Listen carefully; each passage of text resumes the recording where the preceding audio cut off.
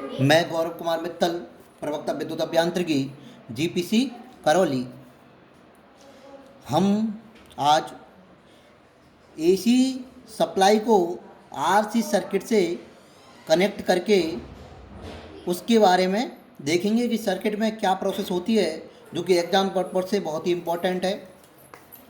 तो अपन ने क्या करा, एक रेजिस्टेंस लिया, क्या लिया, एक रेजिस्टेंस लिया और एक कैपेसिटेंस लिया। एक रेजिस्टेंस आर और कैपेसिटेंस सी, दोनों को सीरीज में कनेक्ट कर दिया, दोनों को सीरीज में कनेक्ट कर दिया। और उसको सीरीज में कनेक्ट करने के बाद में सप्लाई एसी से कनेक्ट कर दिया, सप्लाई एसी से कनेक्ट कर दिया। एक आर रेजिस्टेंस सी, एक आर रेजिस्टेंस सी कैपेसिटेंस, दोनों को सीरीज में कनेक्ट किया। किससे कनेक्ट किया? एसी सप्लाई से। V equal to V M sine omega T. बात क्लियर? एसी सप्लाई सोर्स से जो करंट जाएगी वो क्या जाएगी? आई। सप्लाई सोर्स अगर एसी है तो करंट भी कैसी होगी? एसी। करंट भी कैसी होगी? एसी। बात क्लियर? बात क्लियर? आर के मध्य जो वोल्टेज आया वो बी आर और सी के मध्य जो वोल्टेज आया वो बी सी। बात क्लियर? कोई दिक्कत नहीं। यहाँ तक हम जानते हैं कि आर में रेजिस्टेंस, आर में voltage and current I R in phase. Voltage और करंट एक ही फेज में रहते हैं रेजिस्टेंस आर में। मतलब जो करंट आई जा रही है और वोल्टेज ड्रॉप अक्रॉस आर के अक्रॉस जो वोल्टेज बी आर है, बी आर आर के across voltage V R and I R in phase रहेंगे, एक ही फेज में रहेंगे। कैपेसिटेंस में क्या होगा? कैपेसिटेंस में क्या होगा? I and B are not in phase, एक ही फेज में नहीं होंगे। क्या होगा? तो क्या होगा? करंट आई बी से 90 डिग्री लीड करेगी। क्या करेगी? 90 डिग्री लीड करेगी। करंट वोल्टेज से 90 डिग्री आगे रहती है फेजर डायग्राम में। बात क्लियर? तो इसका फेजर डायग्राम बनाते हैं अपन। इसका फेजर डायग्राम बनाएंगे। कैसे बनाएंगे? अपन ने सबसे पहले करंट ली आई, क्योंकि करंट कॉमन है। ठीक। अब हम रेजिस्टेंस आर के अक्रॉस देखेंगे। रेजिस्टेंस आर में क्या होता है? वोल्टेज और करंट किस में रहते हैं? एक ही फेज में रहते हैं। तो इसके अक्रॉस वोल्टेज कितना है? V R. V R voltage current के साथ में ही रहेगा। ठीक बात। Voltage across capacitor, voltage across capacitor, capacitor के अक्रॉस वोल्टेज कितना है? V C. Voltage across capacitor कितना है? V C. तो वोल्टेज कैपेसिटर का जो वोल्टेज है वो करंट से कितना डिग्री पीछे रहेगा? 90 डिग्री पीछे। या फिर करंट वोल्टेज से 90 डिग्री आगे रहेगी। तो वोल्टेज करंट से 90 डिग्री पीछे बना दिया। कौन सा वोल्टेज? Capacitive voltage. अब इसका क्या निकालेंगे? रिजल्टेंट निकालेंगे। रिजल्टेंट निकालने के लिए क्या करेंगे? इन दोनों के मध्य कितना एंगल आया? 90 डिग्री। कितना एंगल आया? 90 डिग्री। इसका रिजल्टेंट निकालने के लिए क्या करेंगे? रिजल्टेंट निकालो। एक समांतर चतुर्भुज बनाएंगे। समांतर चतुर्भुज बनाएंगे, उसका एक रिजल्टेंट निकालेंगे। रिजल्टेंट कौन सा आएगा? जो सप्लाई वोल्टेज बी है, सप्लाई वोल्टेज बी है। अब ये देखेंगे रिजल्टेंट वोल्टेज और करंट के मध्य जो एंगल आया है उस एंगल को क्या लिख दिया? फाई। ये फाई क्या है? V resultant voltage and resultant current के मध्य एंगल, के मध्य एंगल। बात क्लियर? अब ये कैपेसिटिव सर्किट है, कैपेसिटिव सर्किट है। तो कैपेसिटिव सर्किट में क्या होगा? ड्यू टू कैपेसिटिव सर्किट,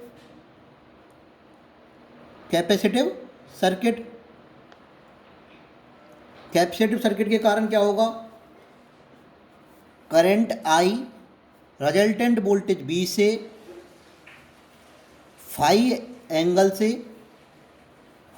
से लीड करेगी। क्या करेगी? लीड करेगी। क्या करेगी? लीड करेगी।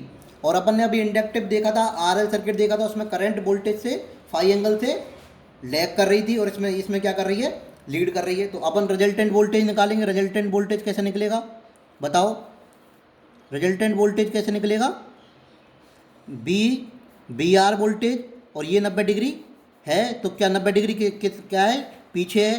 तो V equal to V R minus J V C, V R minus J V C, और बी अगर इसको पूरा सॉल्व कर लें तो क्या आ जाएगा, बी आर का स्क्वायर प्लस बी सी का स्क्वायर।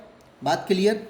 और इसको ऐसे भी लिख सकते हैं, बी इक्वल टू आर के मध्य रेजिस्टेंस आई आर, और इसके मध्य क्या है, जे एक्स सी इंटू आई एक्स सी। इसका जो रिएक्टेंस होगा, कैपेसिटिव रिएक्टेंस,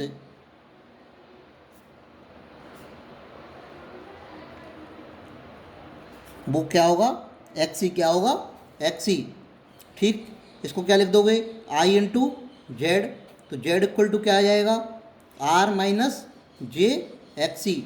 माइनस का मतलब ये है कि करंट करंट 90 डिग्री आगे है वोल्टेज से। क्या है, करंट 90 डिग्री आगे है। बात clear. Z equal to R minus J X सी।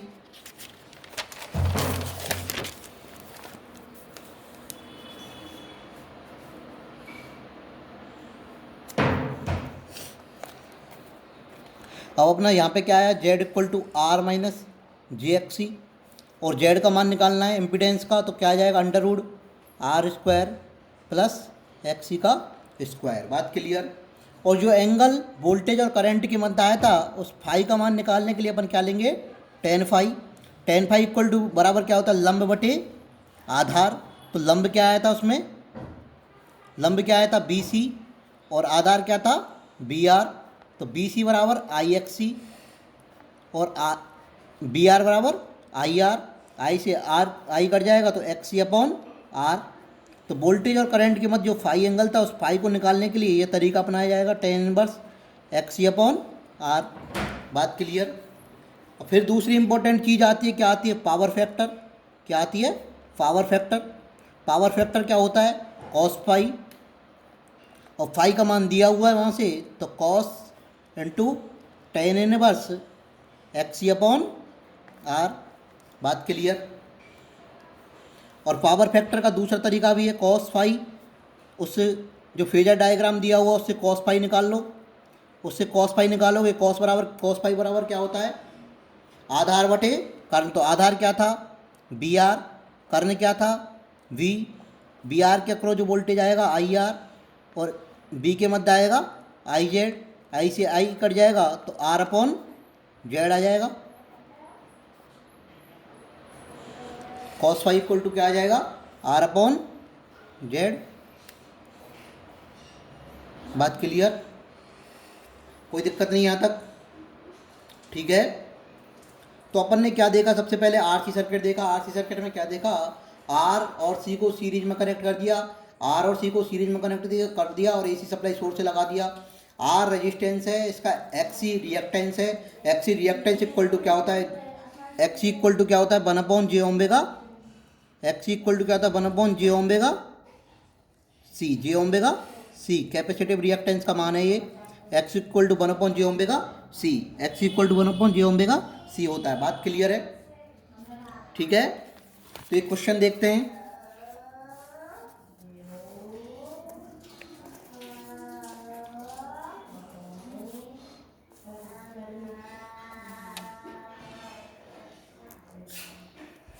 एक एसी सर्किट में प्रतिरोध 3 ओम व कैपेसिटिव रिएक्टेंस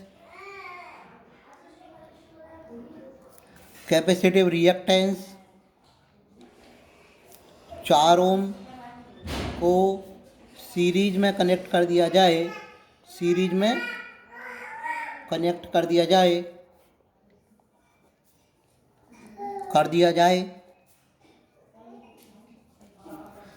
एक्सी और आर को सीरीज में कनेक्ट कर दिया जाए, किससे, इसी सप्लाई से,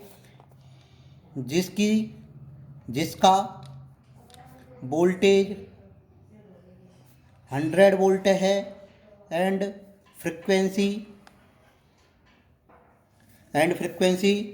50 हर्ट्ज है। तो ज्ञात करें।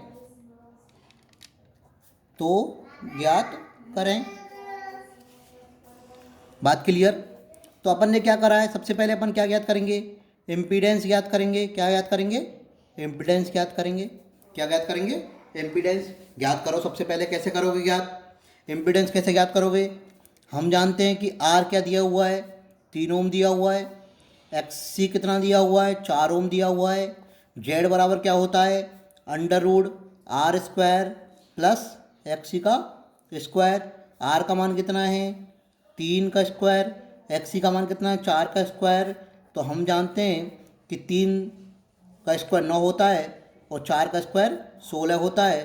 टोटल होगा 25। तो जेड का मान कितना आ गया, 5 ओम। कितना आ गया, 5 ओम। कितना आ गया, 5 ओम। बात क्लियर? जेड का मान कितना आ गया, 5 ओम। तो ये इम्पीडेंस का मान हो गया। Number 2, power factor. क्या निकालोगे, पावर फैक्टर। पावर फैक्टर निकालने के लिए क्या करोगे, cos phi. Cos phi equal to क्या होता है, आर अपॉन जेड। अपन ने फॉर्मूला में देखा था। आर का मान कितना है, 3। जेड का मान कितना है, 5। तो इसका सॉल्व करने पे पावर फैक्टर 3 में भाग 5 का दोगे तो कितना आ जाएगा, 0.6। तो पावर फैक्टर का पी एफ का मान कितना आ गया, 0.6। बात क्लियर? Number 3, voltage and current I के मध्य एंगल। वोल्टेज और करंट आई के मध्य एंगल निकालना है। तो क्या आता है, phi equal to tan inverse X C upon R. X C का मान कितना है, 4। आर का मान कितना है, 3। कैलकुलेटर में पुट करो। टेन इनवर्स ये आएगा 53.13 डिग्री। कितना एंगल आया, 53.1 डिग्री बी और आई के मध्य। और आगे क्वेश्चन अपन अगली क्लास में देखेंगे। Thank you.